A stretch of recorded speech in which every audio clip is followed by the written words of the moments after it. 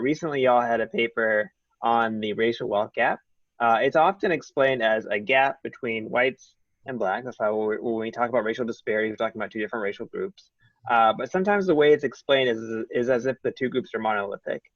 Sometimes it's almost like you're talking about two different people. There's one person in one category, one person in the other category. But as we know, both these groups have tens of millions of people. In the case of whites, certainly it's a massive group of people. 200 million people, I think, in the U.S. around that. And you actually found there's a lot of differences within those groups, and that maybe another way to think about this wealth gap is that it's actually a gap where a lot of people of both groups just don't have that much wealth to begin with, but there may be a bigger disparity with the top. So talk to us a little bit about that. Yeah, so the one kind of easy way to do the racial wealth gap thing is to just, let's add up all the black wealth divided by the number of black households. Usually wealth is done on a household level because, it's kind of difficult with spouses to distinguish, who owns what. And let's do the same thing for white families. How much per household? And you do that and you get about $900,000 per white family, which is very high. It's a very high amount.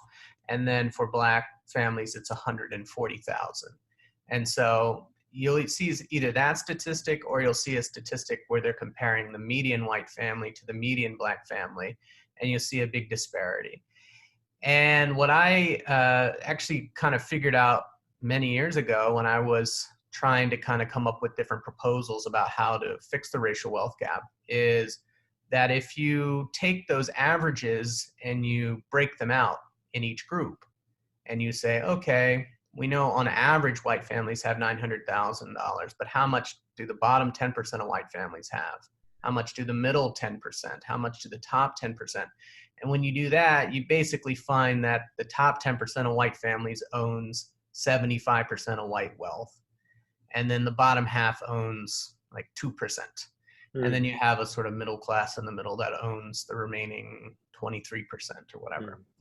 You go into the black family and say, okay, that's very interesting. White wealth very unevenly distributed. It's mostly at the top. Now, when I first get that finding, I'm kind of like, in some ways, this is helpful for closing the racial wealth gap because you don't really have to ask too many people to pay. If there's only a handful of white people who have the wealth, it's like, we always have the problem with middle class taxes and people don't want to pay that.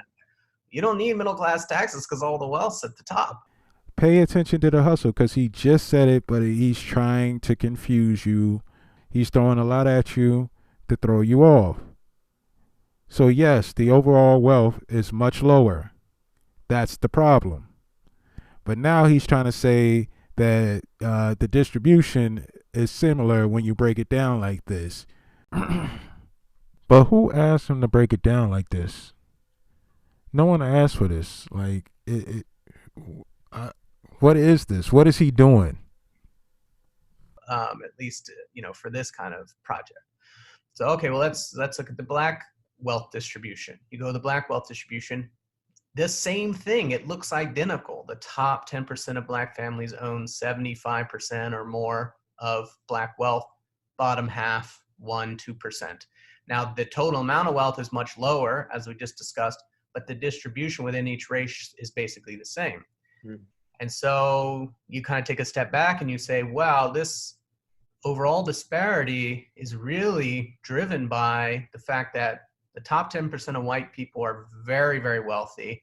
The top 10% of black people they own almost all black wealth, but they're not nearly as wealthy as the top 10% of white people.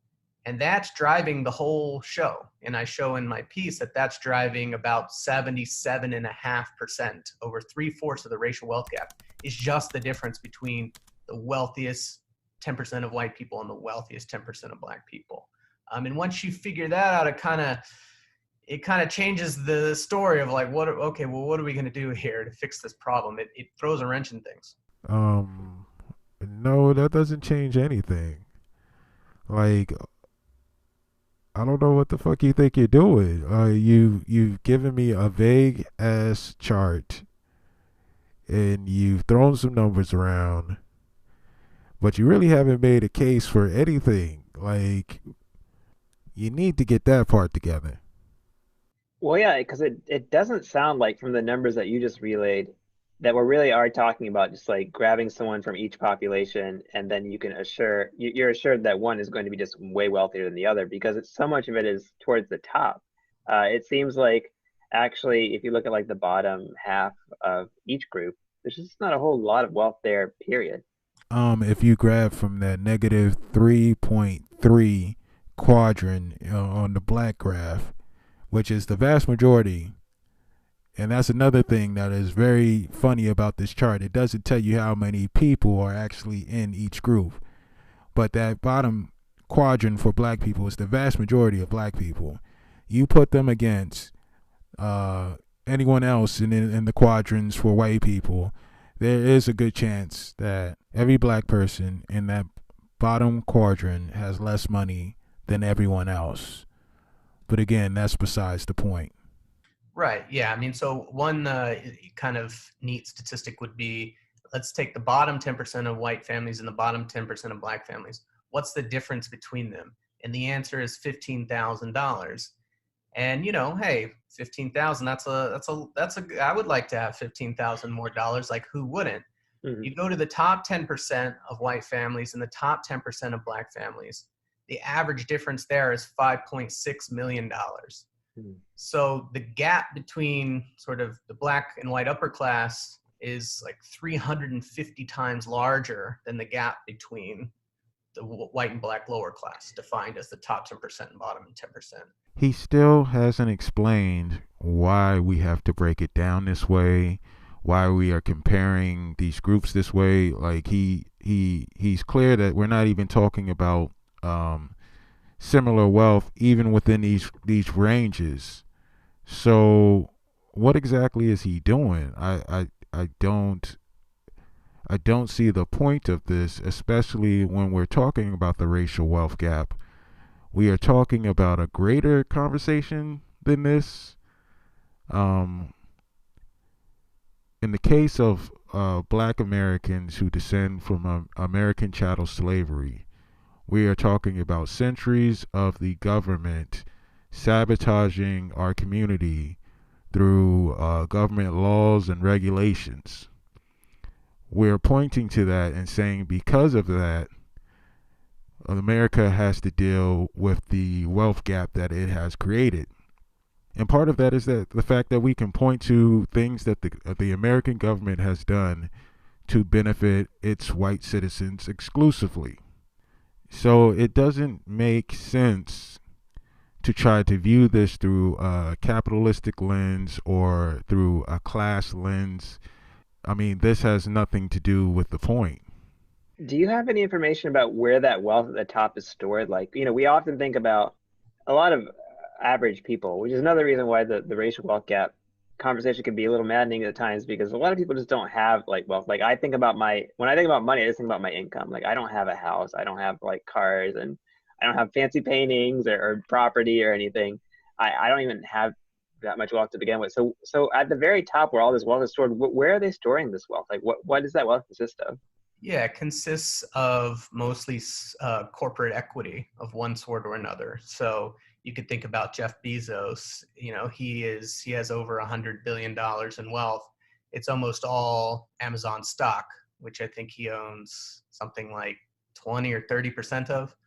So he doesn't even own the whole company, but he owns like 20 to 30% of it, and that is enough to get him to that level. And some really affluent people own their own businesses, and so you'll get the equity of their own business. I guess Amazon is sort of Jeff's business, not really anymore because it's publicly traded, but that's really where it is. And I think you're right. There is a very big difference, and part of the reason why I think people can sometimes get a bit confused about this between the way, I don't know, middle class people might think about wealth and the way the people who actually own almost all the wealth think about it. And someone pointed this out on Twitter when I was kind of having a discussion about this piece. They were saying, well, the reason that there's a little bit of difficulty in comprehending this is that, a normal person, a media person who might be middle class and like talks about this thing, when they're thinking about wealth, they're thinking about basically two things. They want to buy a home, they want to have money to retire, and maybe save money for college. That's really what they're thinking about. It's just kind of getting through life. And, that's important, but that's really not, that's not where the big bucks are. It's not like Jeff Bezos has a giant 401k or 529, or, he does have a giant house, but like, that's not what it's about, Actually, when you're talking about black wealth, that is exactly what you're talking about. You're talking about pensions and house ownership from baby boomers. That's where the vast majority of wealth in the black community is. It is in the small amount of black people who were able to get in and have those union jobs, those last little bit of union jobs, to pay them a pretty good pension. And also the few black people that held on to their homes through all of these housing crises, those are the people that have wealth in the black community, the vast majority. Now, you might point to a few entertainers and pretend that it's like there's something comparable happening, but that is not the case. There is no black version of Jeff Bezos. I don't care if you bring up Oprah. I don't care who the fuck you bring up. There is no comparison. There are white people that Oprah has to answer to in her industry.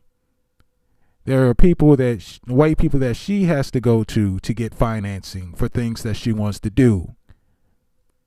Because she is not the person that controls things. She is not the power broker. She's just the face.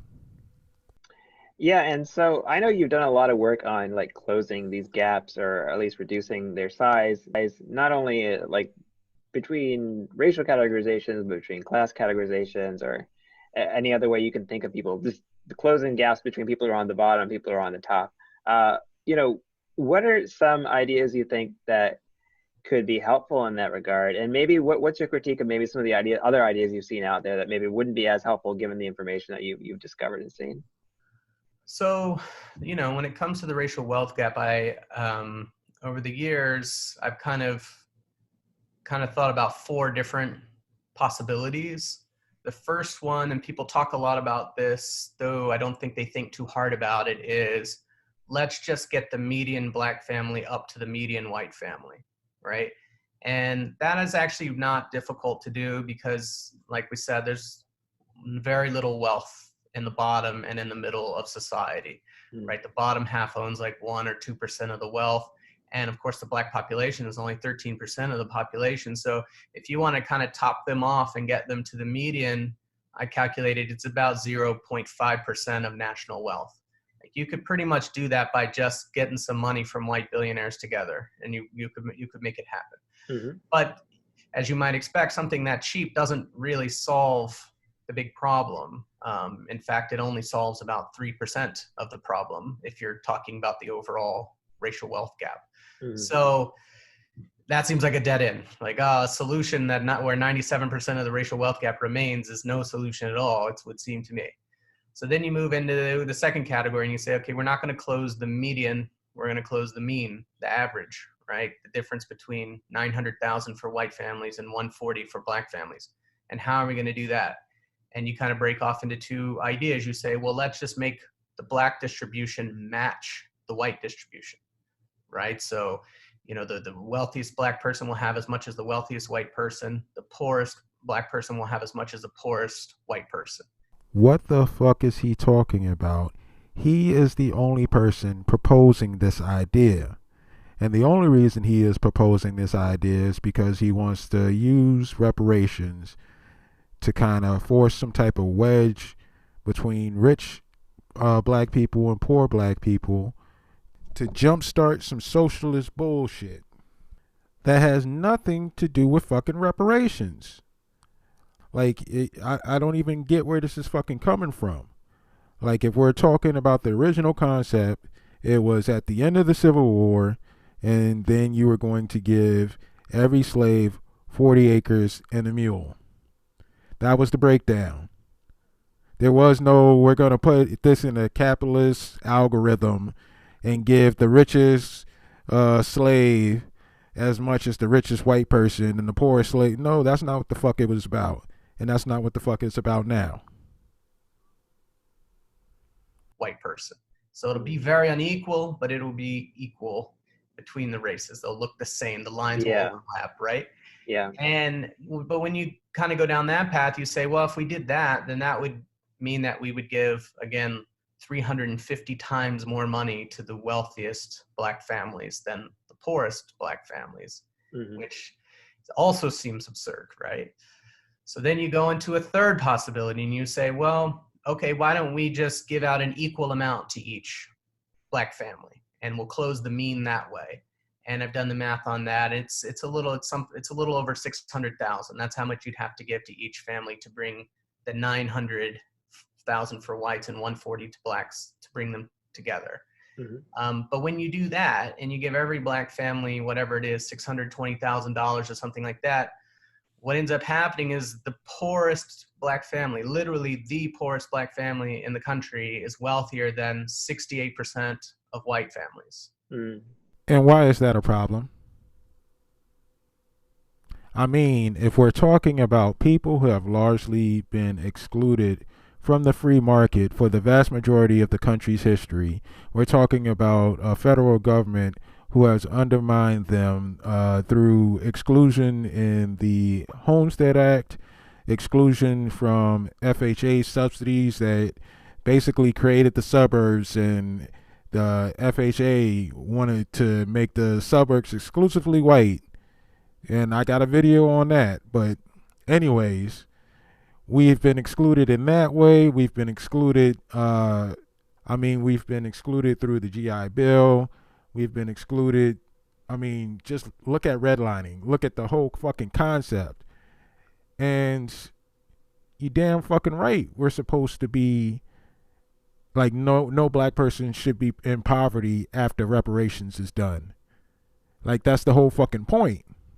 So there are no black families in the bottom 2/3 of society.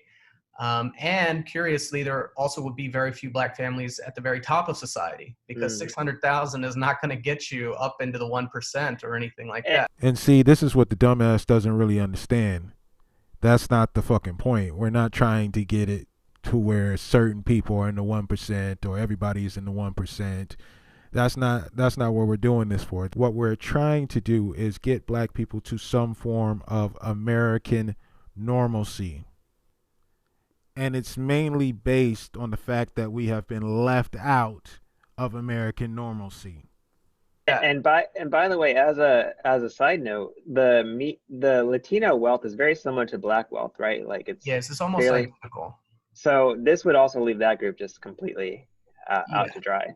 What do they have to do with black people? I don't understand this. I don't understand how that even comes into the discussion. They aren't black people. We aren't the same. We aren't interchangeable. We don't have the same experience in America. We didn't have the same history in America. None of this is the same. So why is that even brought up? Yeah, they would still be just like the black wealth distribution, just still hanging out, as they are now. Some people say, well, okay, maybe we should address that separately or whatever. But yeah, they wouldn't be helped by that. Yes, worry about that issue separately. The same way when you're dealing with their issues, you decide to handle black people separately, do that. I see no reason why we need to switch up now, especially since completely different things happen to the two groups.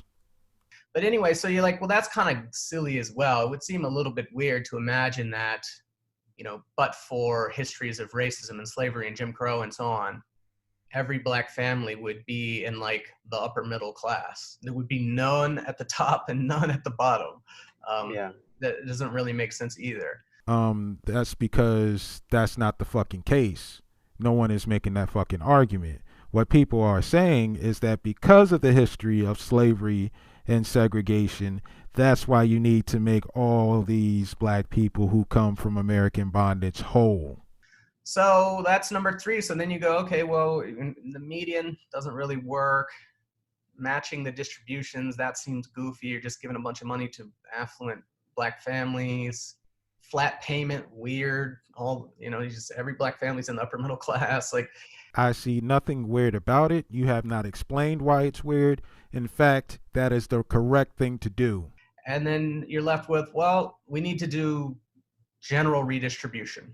Yes, ladies and gentlemen, we have reached the point where the mask is off and you can completely see the snake that this person actually is. Again, like I was trying to explain, all of this was some convoluted bullshit to funnel us back to some socialist nonsense. They just don't have the balls to be honest about what the fuck they're doing. These are not allies. These are your fucking enemies. Look at the face. Remember it. Remember his fucking name. Any fucking time they try to come at you with some bullshit about how they're trying to fix inequality, remember what the fuck they mean. They don't mean fixing shit for you. They don't mean justice for you. It's fuck you. They are trying to take your shit and twist it. The top 10% of the country in terms of wealth is almost all white, like 90+% white. The bottom half is about 50-50, black, Latino, and white, or I guess I should say non-white and white, right? 50-50. So move money from the top to the bottom, you solve both problems at the same time, because the racial gap shrinks and the class gap shrinks, and you don't run into those other problems.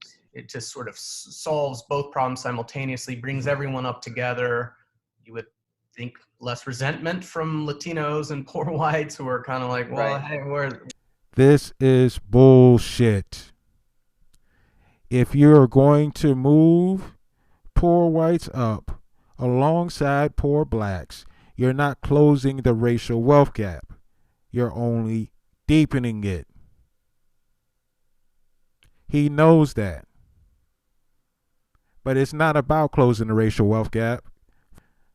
It's about this working class wealth redistribution, and black people are not in the equation in his mind. Our situation is not really the concern. And you see what he did about this whole fucking resentment game. So everybody else can get justice in this fucking country, and we're not concerned about resentment because we're more concerned about fucking justice. But when black people are in a position to receive fucking justice, that's when all these motherfuckers come out the bag with what they really fucking feel. And this is what they really mean. They mean their own resentment. These motherfuckers aren't your friends. They're your enemies. And is there anything else you'd like to add just about kind of how you think we should rethink the way that we think about this gap? I think one thing we should think about a little bit more on this, and this is more on the kind of conceptual, philosophical level, is I think that people are maybe not as thoughtful on, who did Jim Crow and slavery, like who kind of got cut down the most on that. This is like some super villain shit that he's doing right now. Like, it's some real diabolical shit. Because he took the Reparations project and he deconstructed it. And he really set it up to manipulate people, to be anti-capitalist. And look, I get that's what your agenda is, but come on, man. Like, do black people really need this shit? How could you sit here and act like how could you sit here and act like you are an ally?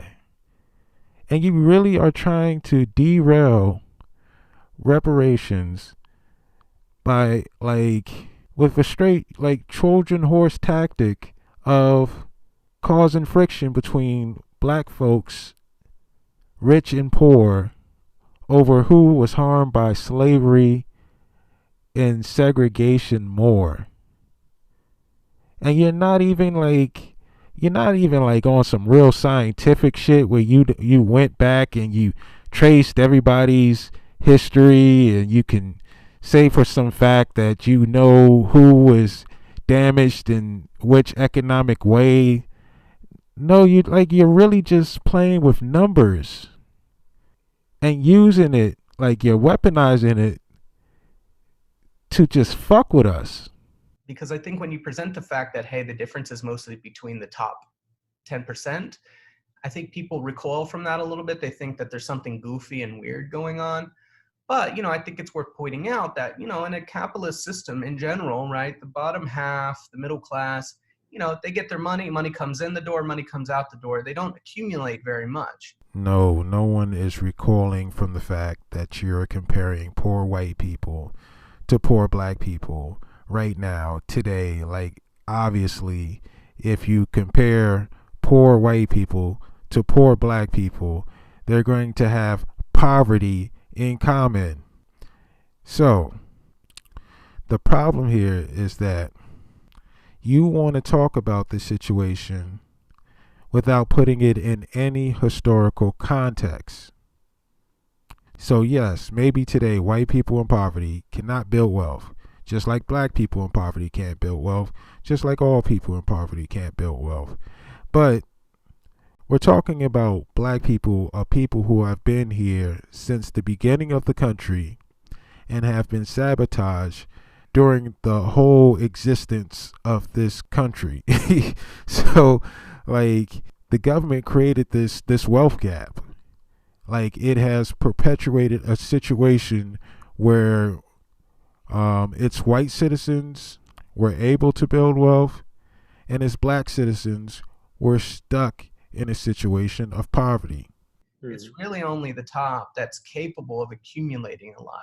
Right. And so it shouldn't be surprising that that's where you find the difference. Right. It shouldn't be surprising that when they expropriated all those black farmers back in the day, that's going to show up in the top 10% because people who own their own land, that's they're relatively well off to own your own land. Like most black people and most white people didn't own their own land. He's saying that it should be no surprise to anyone that this is how it ends up, based on a capitalistic algorithm that he has created in his own mind.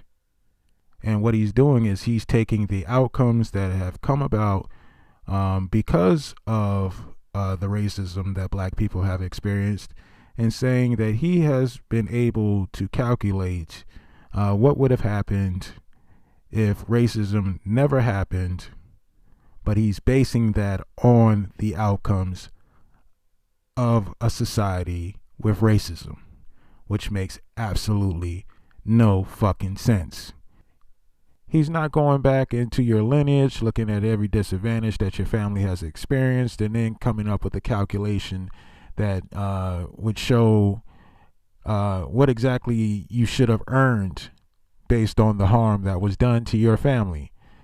Even though that's kind of like the argument he's trying to claim that he's making here, all he is doing is using these outcomes. Well, where is he starting from? If racism never happened in America, would black people have ever come here as slaves? And if they did, then are we starting from the point of freedom for the slaves? Or are we starting from like the point of the beginning of the country? Like, where are we starting from? Because if we're starting from 1865, when they freed the slaves, which would make the most sense, then we would be talking about each black person getting 40 acres and a mule. That way, like, all the poor black people who were formerly slaves, they would all have land, which is a complete contradiction of the bullshit he just tried to tell us. And another contradiction of the bullshit that he's trying to tell us is this idea that poor people didn't own land at some mysterious time period that he has not been very clear about. Because if we look at the Homestead Act, if we look at FHA subsidies, like the GI Bill, like all that good shit that has happened with housing in this country, that's a complete lie. So, like, we got to be real about what's happening here. Or even things like redlining. If you're in the bottom class, lower classes of black people, you were not ever getting a home.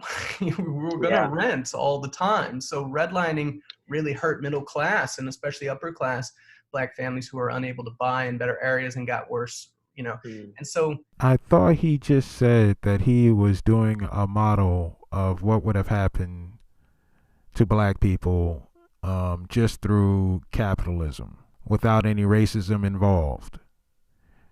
If that was the case, then redlining wouldn't have happened. See, this is the problem. Like, he doesn't know how he's even trying. He doesn't even know what he's trying to argue. Like, this is, it's just complete bullshit. And if he knows about redlining, then he knows he was just lying to you about poor white people's ability to build wealth versus poor black people's ability to build wealth. He knows better than the shit he was just trying to tell you. You know, it shouldn't be shocking that this is how it plays out. And it just kind of adds a little more texture to the story, as opposed to, I think for some people, they view it as, oh, you're just trying to say, you know, there was no racism or oppression and so on. It's like, no, that's not true at all. It's just, we need to think harder about where that would have materialized. And for the most part, it's keeping down the black upper class, people who would have owned things, people who would have had businesses, because that's where the wealth would have accumulated. And that's where they stopped the wealth from accumulating. The bottom would have never accumulated wealth. The bottom 30% of white families have an average of $980. Well, you clearly don't understand the history of racism in this country. You don't understand redlining. Like, this is a real shitty analysis, and I don't understand how the fuck you get a paycheck for doing this bullshit.